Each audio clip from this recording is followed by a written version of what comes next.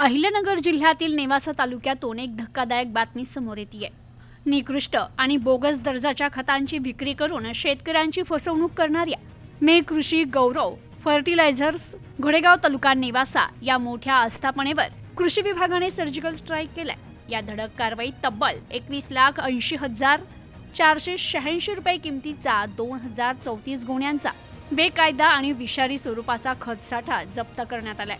कृषी विभागाने या दुकानाचा खत विक्री परवाना तात्काळ निलंबित केला असून मालक किरण दौंडकर याच्या विरुद्ध सोनई पोलीस ठाण्यात विविध कलमान्वये गुन्हा देखील दाखल करण्यात आलाय.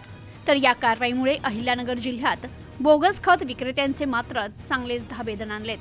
जिल्हा परिषदेचे कृषी विकास अधिकारी सुधीर शिंदे यांच्या मार्गदर्शनाखाली कृषी विभागाच्या विशेष पथकाने 15 जून 2026 रोजी MIDC शिंगवे तुकाई येथील प्लॉट क्रमांक B56 वर असलेल्या मे कृषी गौरव फर्टिलायझर्सच्या गोदामावर अचानक धाड टाकली.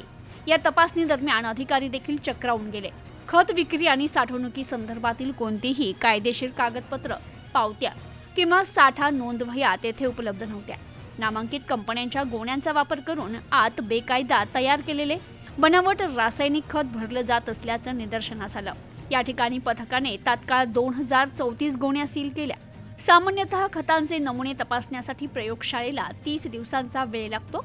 मात्र शेतकऱ्यांच्या पिकांशी आणि जमिनीच्या आरोग्याशी जोडलेला हा अत्यंत संवेदनशील विषय असल्याने कृषी विभागाने अवघ्या 10 दिवसात पुणे येथील खत नियंत्रण प्रयोगशाळेकडून अहवाल मागवून घेतला.